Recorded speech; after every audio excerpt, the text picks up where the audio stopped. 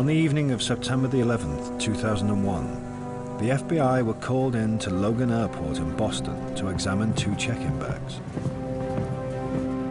The bags had missed their flight, an American Airlines Boeing 767 bound for Los Angeles.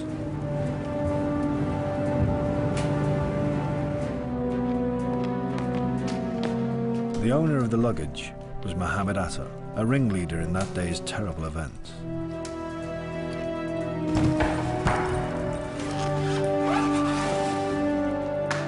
Inside one of his bags, the FBI made an extraordinary discovery.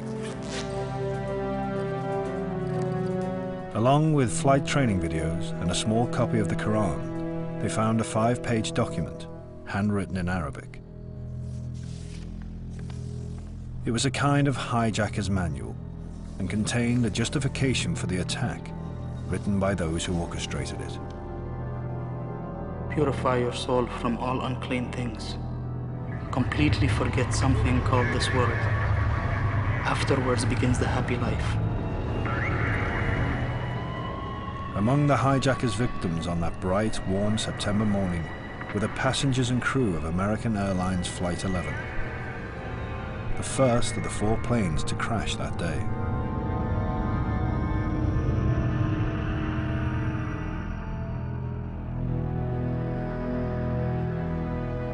This film is the most detailed reconstruction yet of the last hour of Flight 11, from 7:46 a.m. when Atta boarded the plane to 8:46 when the Boeing 767 struck the North Tower of the World Trade Center in New York. A startling new picture emerges of precisely how the crew relayed valuable information about their attackers to the outside world. It was the first act in a long war.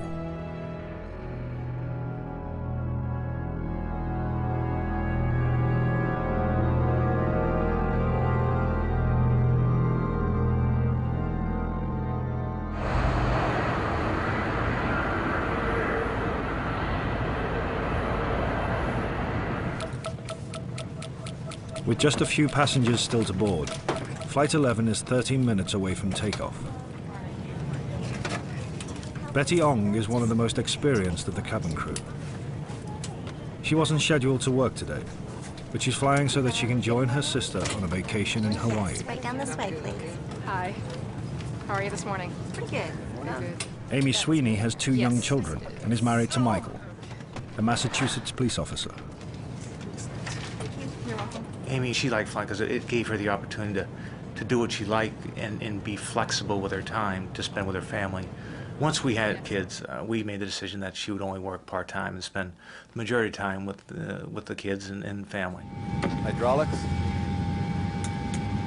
Set. Windows, doors. First Officer Tom McGinnis is 42 years old and married with 2 children. He's a former Air Force pilot. Off. Cabin signs. On. Captain John Oganowski is 52 and married with 3 daughters. Before start checklist complete. He loved flying. He absolutely loved it. He was a very experienced pilot. He had 23 years with American Airlines and 7 years in the Air Force. And he was just a man who was very, very skilled in anything with mechanics. He just had a knack for it.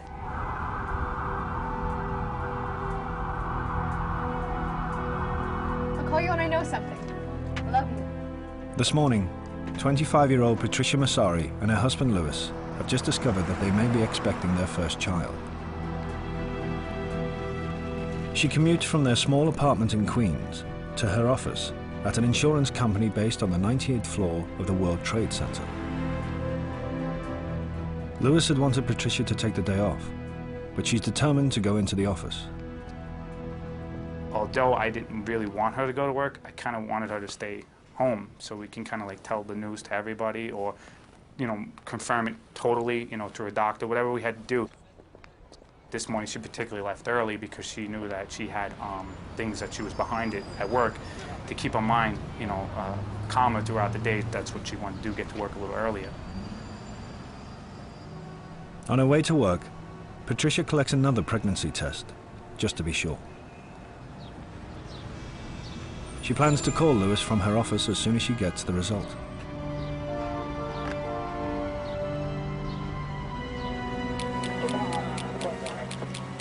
Boston Air Traffic Control Center manages some of the busiest air traffic control lanes in the world.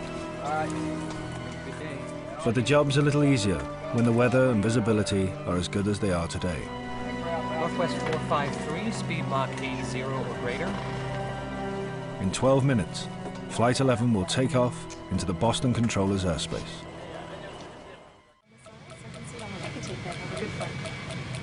The last passengers are now boarding Flight 11.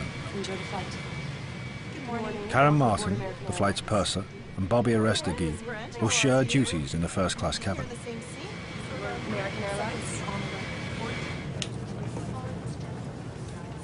Among the passengers is Daniel Lewin, a brilliant and wealthy software designer. He grew up in America, but moved to Israel with his family when he was 14. By his early 20s, he became a captain in Israel's elite counter-terrorism force. Champagne orange juice, sir? Champagne. There you go. He is seated directly in front of one of the hijackers, Satam el-Sakami. Train cross here on the left-hand side. Good morning.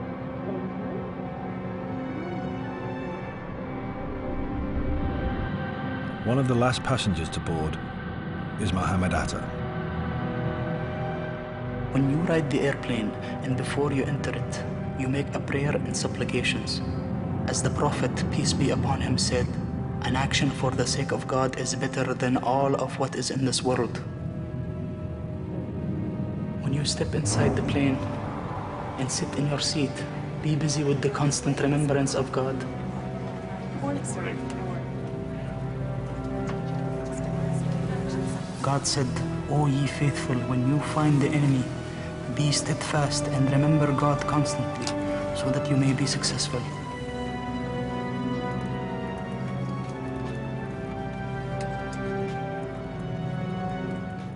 With the arrival of Atta and Abdulaziz Al-Amari, all 5 hijackers are now in position.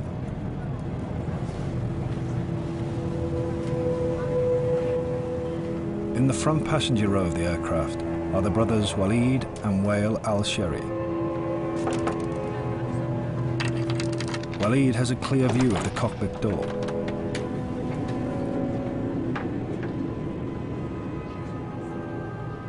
This was a military mission that they were on. They had done their homework, they'd gathered enough intelligence, they had done enough test flights. Everything that they did was specifically tailored to accommodate their objectives. Seating arrangements are crucial. We had the Al-Sheri brothers sitting at the very front row, left to the primary aisle. You had Atta and Abdulaziz Al-Amari sitting to the right of the aisle at a peak point. And then you had Al-Sakami sitting again to the left of the aisle, further back.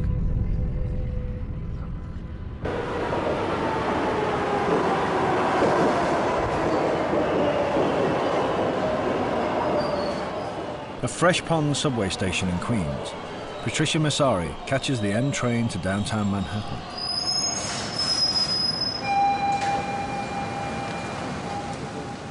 Her journey will take her through the suburban sprawl of Queens and then underground towards New York's financial hub around Wall Street. American 11 cleared to push and start. Tail north. When the aircraft moves, even slightly, say the supplication of travel, because you are traveling to Almighty God. So be attentive on this journey.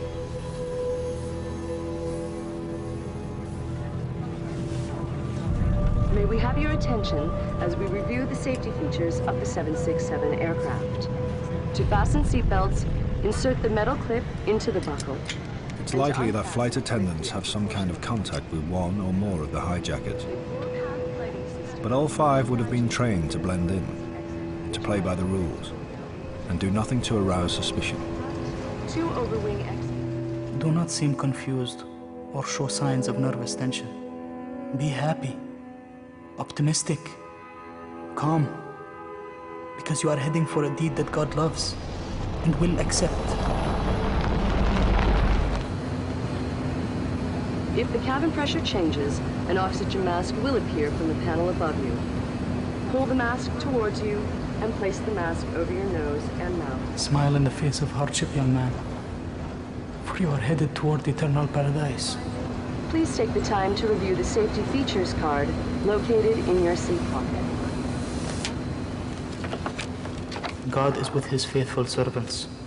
He will protect them and make their tasks easier and give them success and victory. Say this supplication. O Lord, block their vision from in front of them so that they may not see.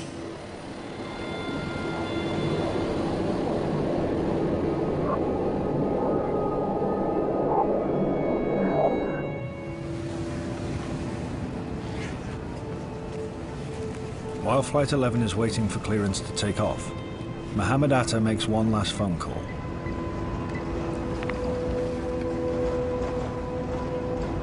Assalamu alaikum.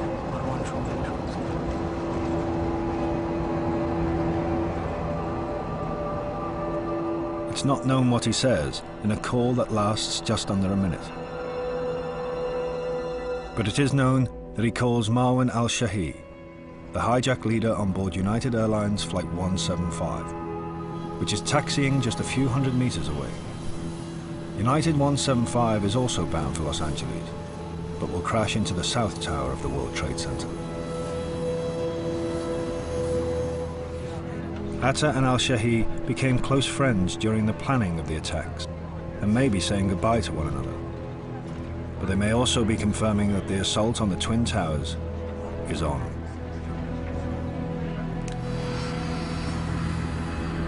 Apron, American 11, ready to taxi for runway 25.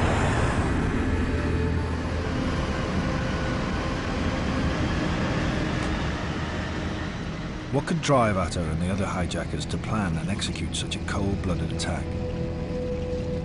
And what could possibly justify it? The answer to both questions lies not in Islam, but in a set of ancient beliefs practiced by only a tiny sect of radical Muslims. You have a fraction who call themselves Salafists. Now, within Salafism, only a minority say that the way to be implemented is by force, by violence. These are the jihadists. Jihadists see themselves as holy warriors, and they view any act of indiscriminate murder as justified, so long as God's name is invoked. If all the passengers on the plane were devout Muslims, it did not matter at all. Muslims do not matter. What matters is their ideology, their conception of what is right. And right in this case is basically what is dictated to them. American 11 Heavy, winds 100 at 10 knots, cleared for takeoff, runway 09. Roger, Tower, American 11, cleared for takeoff, runway 09.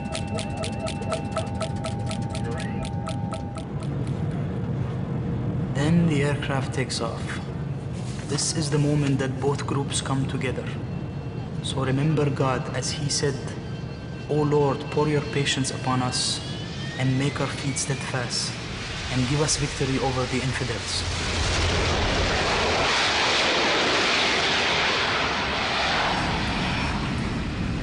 Pray for yourself and all your brothers that they may be victorious and hit their targets. Ask God to grant you martyrdom facing the enemy, not running away from it, and for him to grant you patience and the feeling that anything happens to you is for him.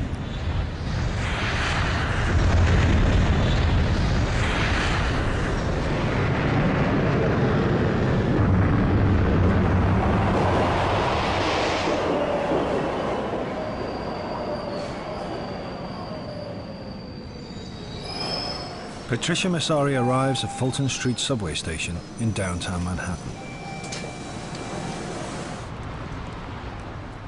It's a 5-minute walk from here to her office at the World Trade Center. She gets off at Fulton Street and then walks up on the street level and then walks to the building itself and then goes up to the 98th floor.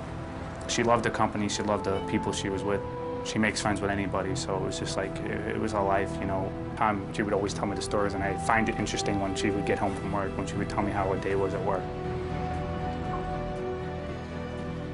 Patricia grabs her regular breakfast, probably a bagel and black coffee.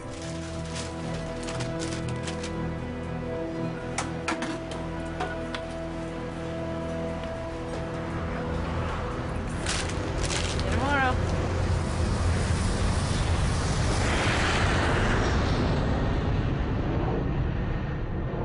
As Flight 11 climbs to cruising altitude, preparations for the attack begin.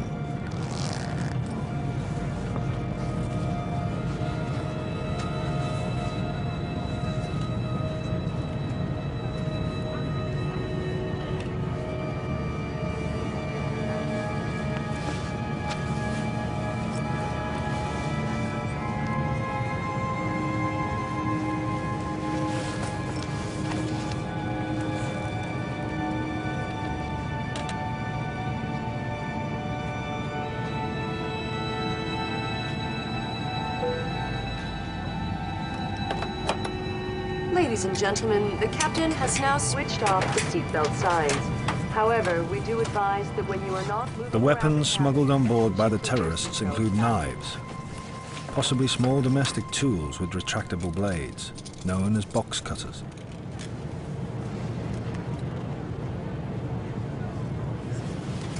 Following standard procedures, the flight attendants would close curtain dividers between the three classes of cabin, possibly obscuring any line of sight between Atta and the Al-Sheris.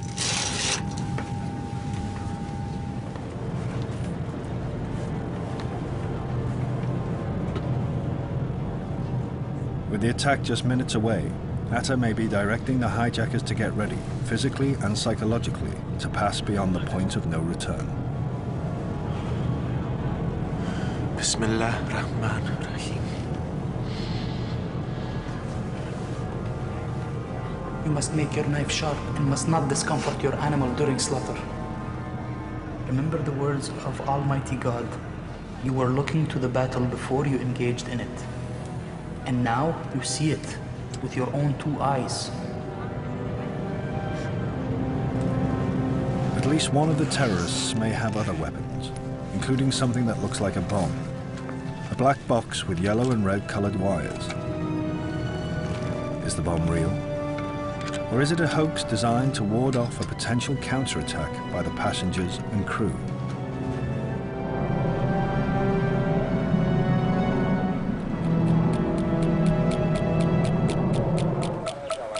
Maintain Mach 80 or greater. Boston Center, good morning.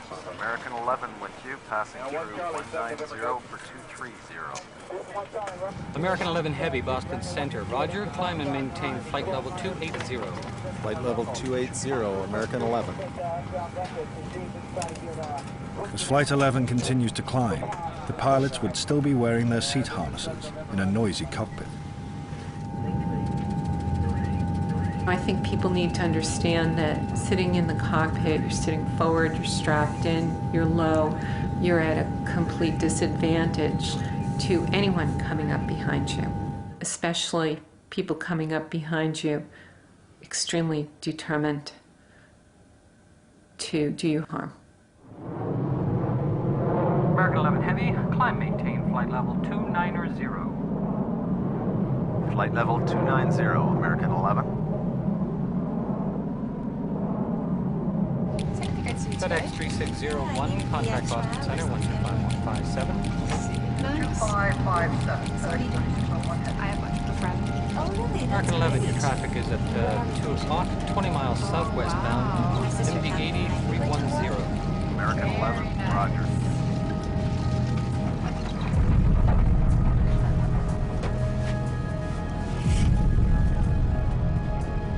Confrontation begins. Strike like champions who do not want to go back to this world. Shout Allahu Akbar, because this strikes fear in the hearts of the non-believers.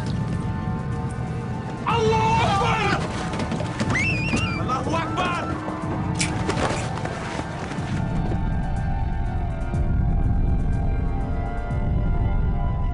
said, strike above their neck, strike at all their extremities.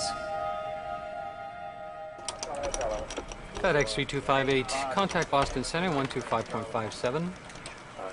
125.57, thank you. FedEx 3258. Good day. American 11, turn 20 degrees right. 20 right, American 11. What the hell's going on?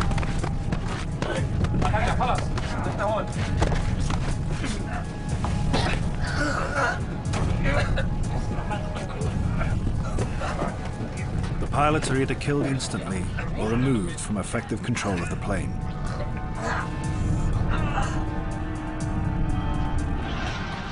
At some point during the assault, flight attendant Amy Sweeney reports being shown the apparent bomb by one of the hijackers.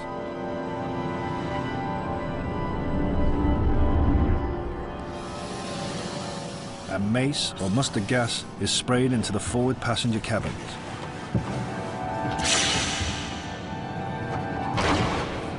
Shortly afterwards, though, all 5 hijackers barricade themselves inside the cockpit. No one else on the plane will see or hear from them again.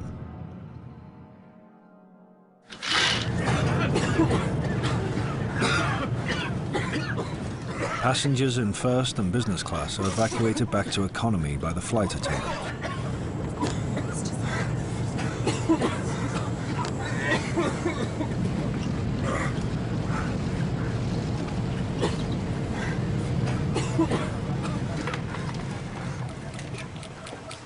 American 11 Heavy, now climb maintain flight level 350.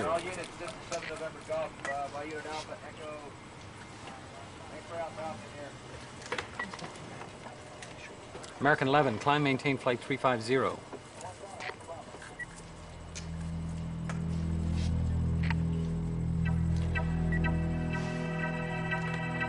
American 11, Boston. Losing radio contact with an aircraft is a rare event, and is usually the result of equipment failures. But it's a cause for concern. Echo Romeo 7 Mike Lima, how do you hear? Mike Lima has you loud and clear. American 11, Boston.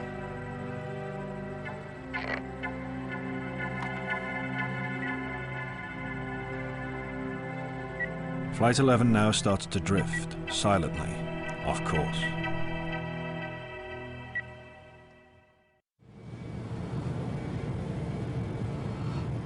On Flight 11, Karen Martin and Bobby Arestegui are being treated for their injuries in or near the first-class galley. They are likely to have been the first victims of 9/11. I think that the flight attendants that were attacked first, no questions about it. The hijackers decided to take action. They were going to implement speed, surprise, and violence of action right away. They were going to make their point as to who they are and why they're there, and so no one can mess with them. Unfortunately for the passengers and crew of Flight 11, Daniel Lewin had been stabbed by the hijacker seated directly behind him. Lewin was the best equipped of anyone on the plane to try and repel the assault. But the ex-Israeli commando is now severely injured with a wound to the throat. The passenger, Daniel Lewin, I think, was attacked for one of 2 reasons. Al-Sakami was sitting right behind him, and it just could have been that Daniel Lewin was right in reach and in range of any one of the terrorists that decided to use him as an example for the other passengers, or Daniel Lewin decided to take action and intervene.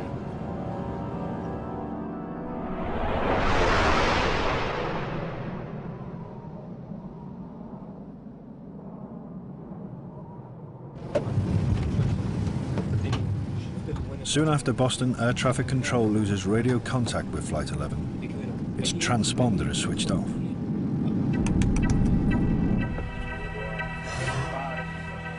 Flight 11 is no longer transmitting information about its identity or altitude. All that remains is a radar signature showing the aircraft's location. American 11, the American on the frequency. How do you hear me?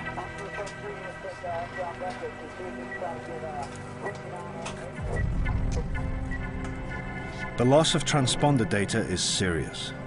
But the controller would know from the radar that the plane still appears to be in flight.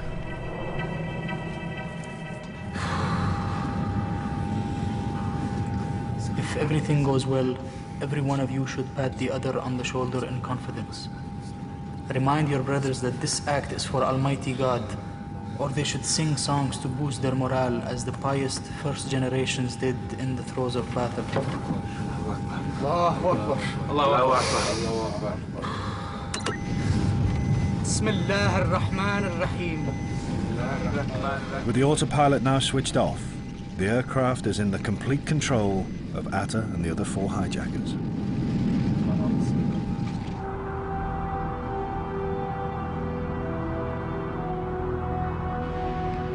Patricia Messari arrives at the World Trade Center Plaza.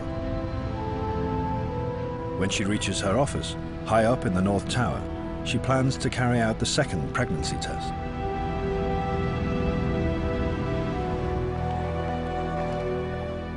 After that, she hopes she can catch up with a heavy workload. American 456, resume normal speed. American 11, if you hear Boston Center, ident please or acknowledge. American 11, American 11, Boston.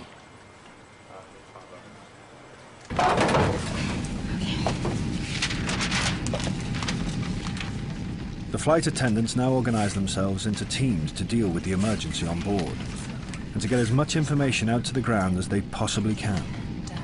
9D, 9G, they just went. They gather details from paperwork and from each other about who exactly the attackers were. Check it out again. We're good. Have it back, all right? American 11, if you hear Boston Center, recontact Boston Center on 127.82. That's American 12782.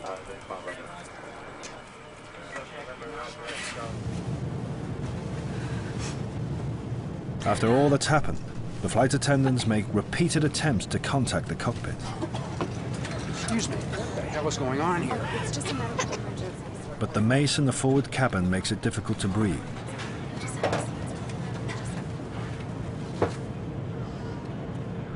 And all intercom calls to the cockpit go unanswered.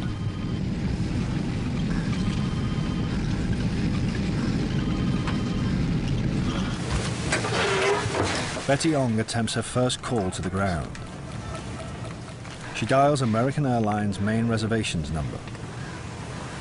Initially, she'll be plagued by what seems to be a poor connection and a series of misunderstandings.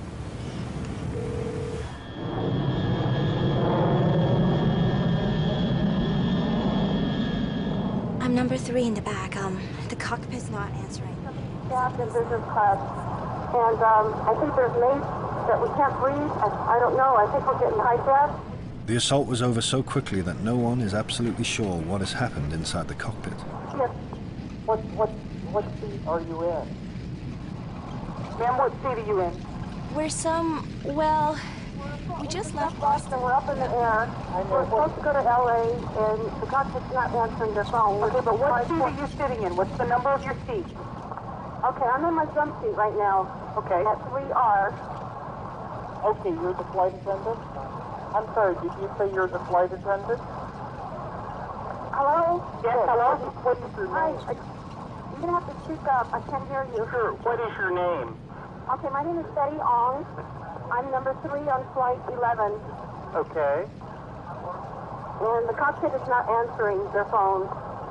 And there's somebody staffed in business class, and we can't breathe in business class. Somebody's got mace or something. Can you describe the person that you said someone is what in business class? I'm sitting in the back. Somebody's coming back from business.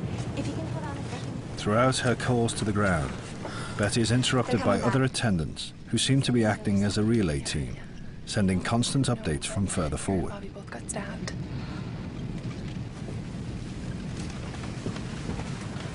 Amy Sweeney makes one more attempt to contact the cockpit.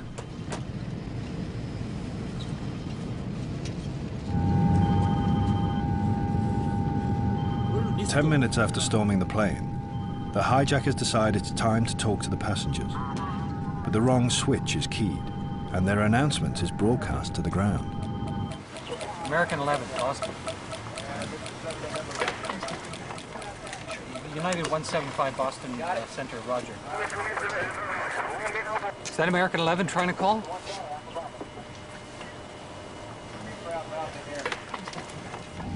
We have some planes. Just stay quiet and you'll be okay. You are turning to the airport. Initially, the controllers don't hear the phrase, "We have some planes." And who's trying to call me here? American 11, are you trying to call? They immediately ask for a playback of audio tape. Nobody move. Everything will be okay. If you try to make any move, you'll injure yourself and the airplane. Just stay quiet. We gotta make some calls. I'm on it. Boston controllers notify their chain of command that they believe Flight 11 has been hijacked. There are no reports of anyone on the plane hearing the hijacker's transmission.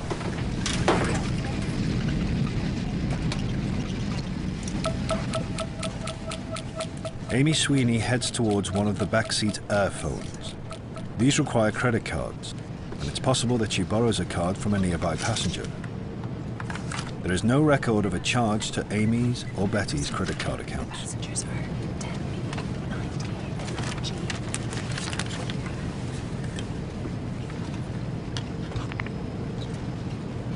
Hello, American Airlines Flight Services, Logan Airport. It's Amy Sweeney. So I was just in my office working. I had heard one of the ladies who was working in the office say very loudly, what? A flight attendant has been stabbed?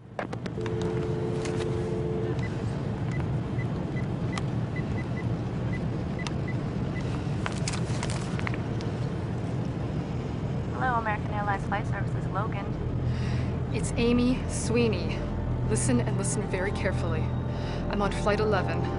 The airplane has been hijacked. I have seat numbers. At that point, I took the phone and said, Amy, this is Michael Woodward. What's going on? Hey, Michael, this plane is being hijacked. After she told me that the aircraft had been hijacked, she started to give me information. I have seat numbers for 3 of the hijackers. She had given me the seat numbers that they were seated in. 9D, 9G, and 10B. And as I was writing down the seat numbers, my colleagues pulled up that information in the computer system. They could pull up who's sitting in that seat. And up came Mohammed Atta's reservation.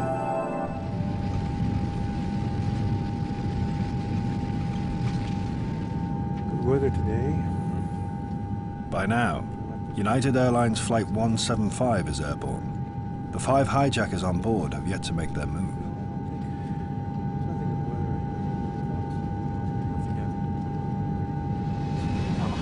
On Flight 11, Betty Ong reveals that despite the risks, cabin crew members have made at least one attempt to gain physical entry to the cockpit.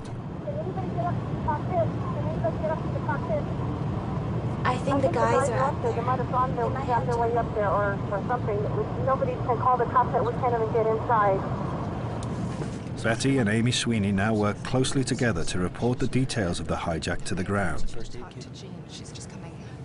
Amy and Betty were trying to relay information, so as I was talking to her, she would, ask Betty, did you see this, or, so they were kind of working in tandem to get the information out. It's now clear that while the hijackers are in control of the cockpit, the flight attendants are in full control of the passenger cabins.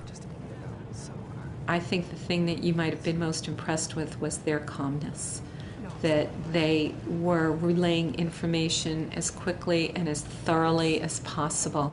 I know as a crew member for American Airlines that they were following procedures to ensure a safe landing and the safety of all the passengers on board. It's just a medical emergency, ma'am. And until September the 11th, 2001, cabin crews were trained in the event of a hijacking to maintain calm among the passengers. So everything's going to be just fine. The flight attendants use a cover story that this is all just a medical emergency. It's possible that the passengers evacuated from First and Business who witnessed the attack go along with this in order to prevent the spread of panic. I don't know. Amy Sweeney tells Michael Woodward that the cabin crew's efforts seem to be working. Wait. What she did say, though, was that everybody in the coach cabin was very calm. They had no idea, the folks in coach, that the aircraft was being hijacked by these people. All right. In the background, there wasn't screaming, there wasn't, it was very calm. Calm meaning there wasn't a commotion, there wasn't noise. I mean, he was concerned. Until now, Flight 11 has been drifting on a northwesterly path, but the hijackers now execute a dangerously sharp 100-degree left turn.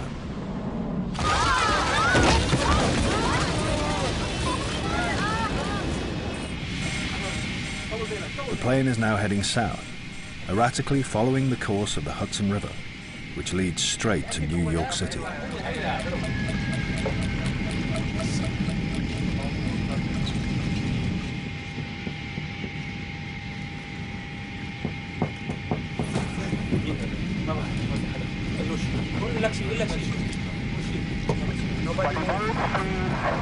Going back to the airport. Don't try to make any stupid moves. What the hell was that? The transmission is picked up not just by air traffic controllers, but by United 175, which will be hijacked in 6 minutes.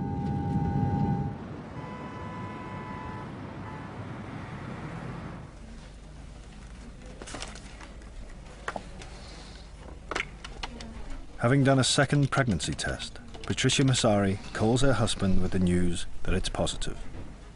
She's excited, Hi. but also a little nervous. Yeah, I did. She always called when I was home on my day off to let me know that she was at work. So, you know, around 8:40, the first words out of her mouth was her usual self, which I kind of felt better about.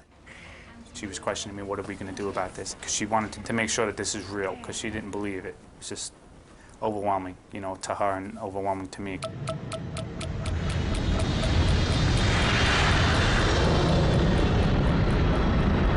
We're making another sharp turn, all the way onto our side.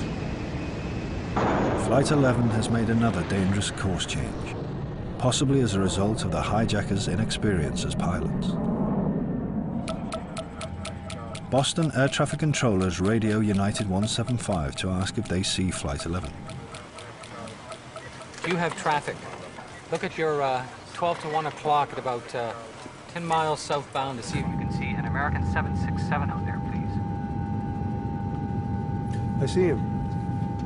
Affirmative, we have him. He's at about 29, 28,000. United 175, turn 30 degrees to the right. I want to keep you away from this traffic. Boston controllers now break official protocol and try to make direct calls to the military. Hi, Boston Center Team U. We have a problem here. We have a hijacked aircraft headed towards New York, and we need you guys we need someone to scramble some F-16s or something up there to help us out. Is this real world or exercise? No, this is not an exercise manifest. It will be another 9 minutes before fighters are scrambled. On this cloudless morning, the Twin Towers will now be clearly in sight. Betty Ong and Amy Sweeney both report to the ground that the aircraft is being thrown around violently. The hijackers execute yet another terrifying maneuver, a steep and barely controlled dive.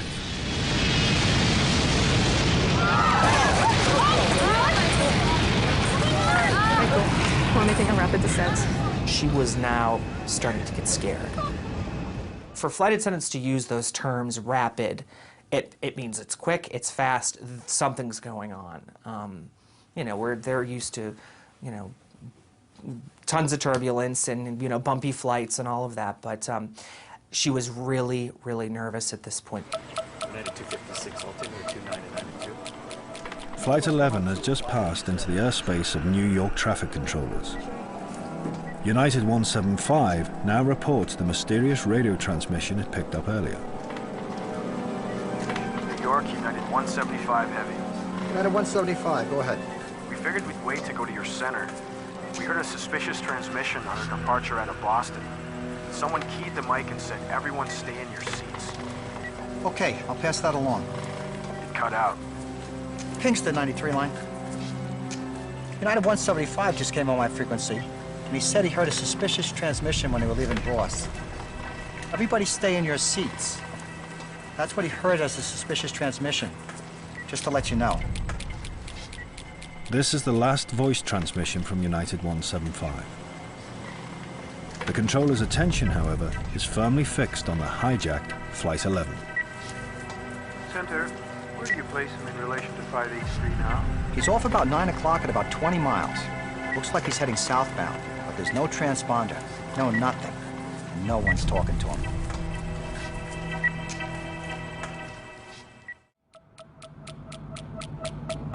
In Manhattan, the rush hour is reaching its peak.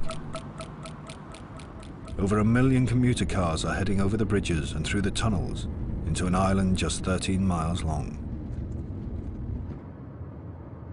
If you see the enemy as strong, remember the groups that had formed a coalition to fight the Prophet. They were 10,000. But remember how God gave victory to his faithful servants.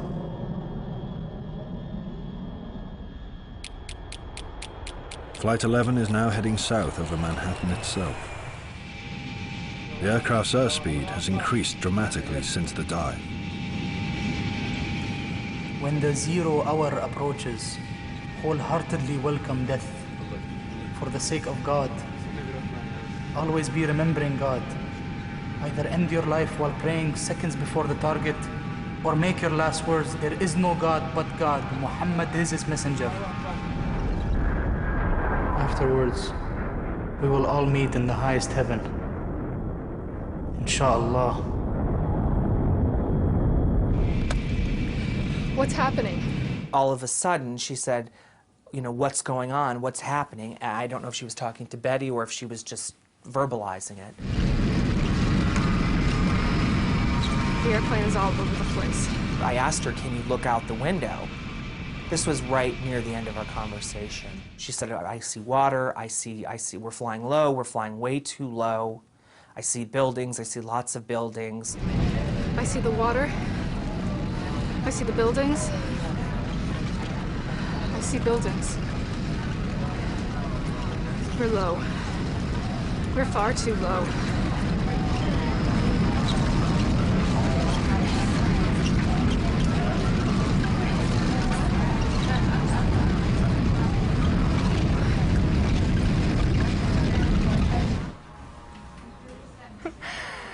So, what do we do now? I don't know. I guess we start to steer.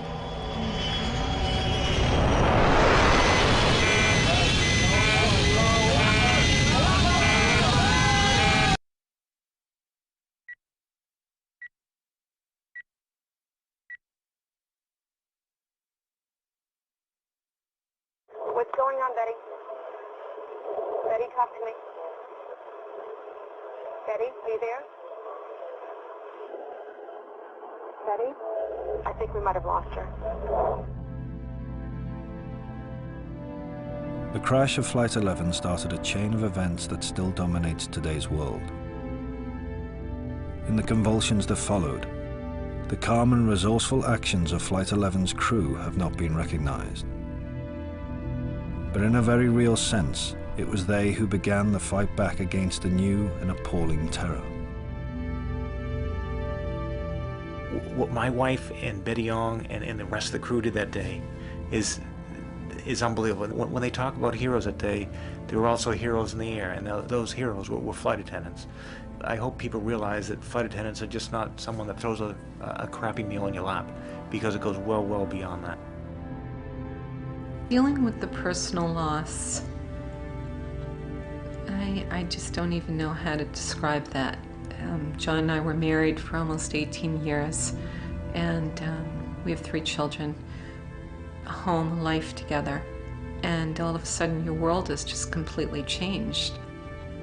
You know, we're still lucky enough to be here and enjoy life, and if anything, want to reach out and grab it even more and try to take hold of that piece of it that John's never going to be entitled to have. You know, I don't feel that's fair for my wife.